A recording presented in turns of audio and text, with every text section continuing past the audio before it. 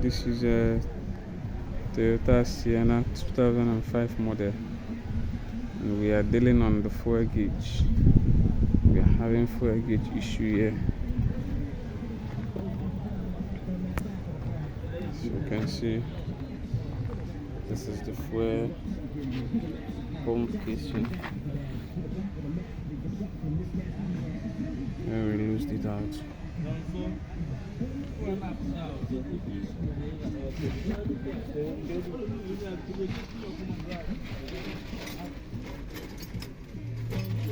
So you can see I've loosed the dashboard meter.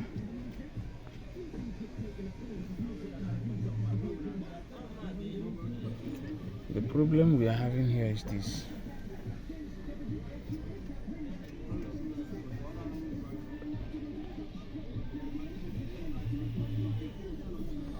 Whenever you on this gauge,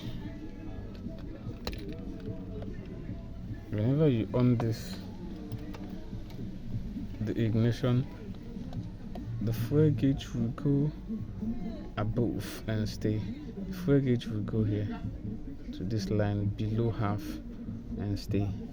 Even when, that's why I look, and it will still remain there until your fuel pump, until you are out of fuel.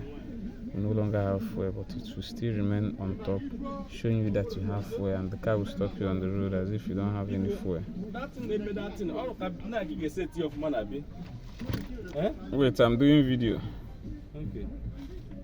So, and here is the fuel gauge.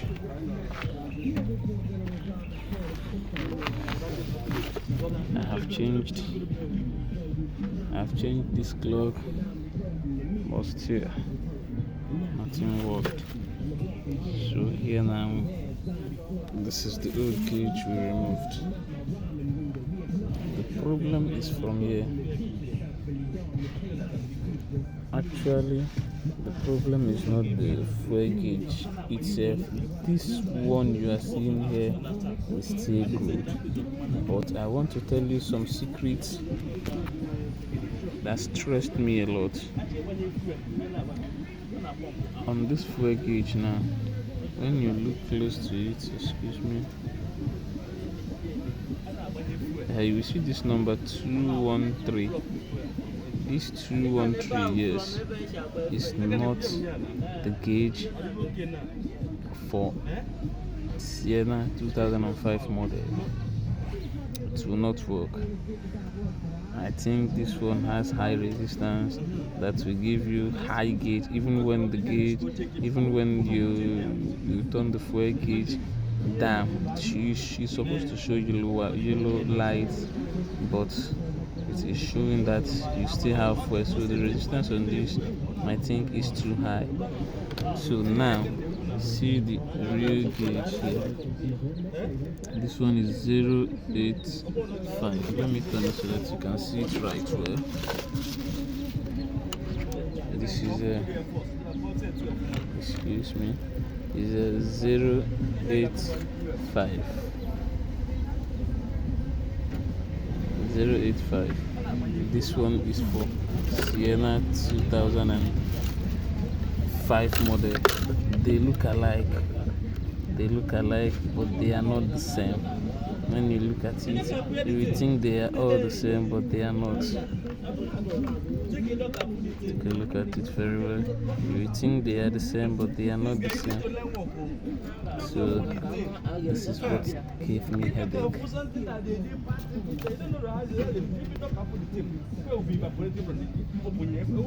So right now, and another secret that I need to tell you is this: whenever you are testing it empty, without using the tank, when you on the ignition, when you set your gauge When you set your gauge, assuming you set this gauge at the half level, you need to unplug this one, plug this. You need to, I was doing it for experiment.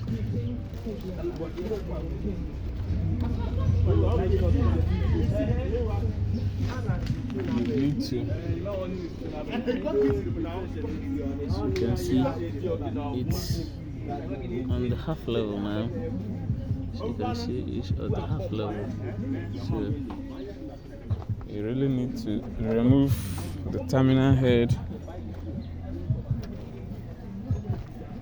You need to remove the terminal head and then fix it back again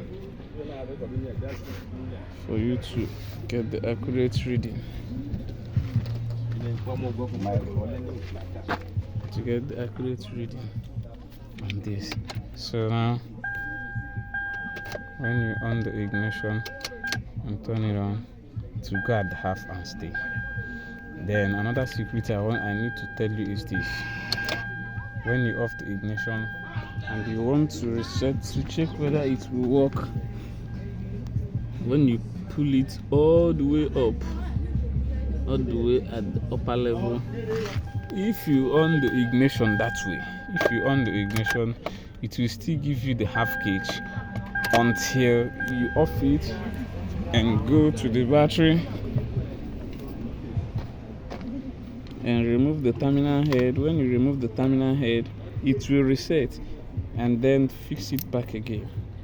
When you remove it and fix it back again, then it will now reset and give you that which you have set on this.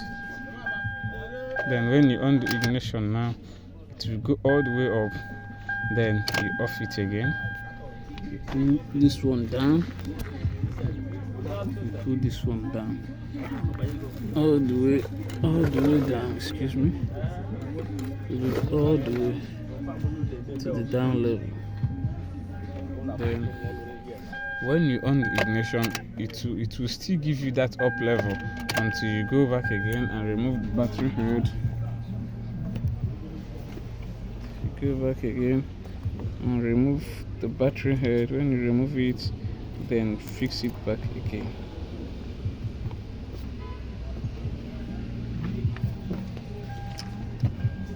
So you can see this one is still at the down level.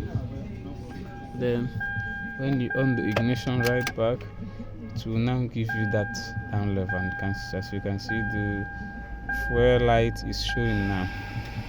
So that's it. Once again, but if the fuel is there, if the tank is on the fuel, it will be going gradually. Without you removing the battery head, it will just be going gradually until it's reached to where you want it to be. So thanks for watching. Please do subscribe to my channel for more updates and secrets. Thank you.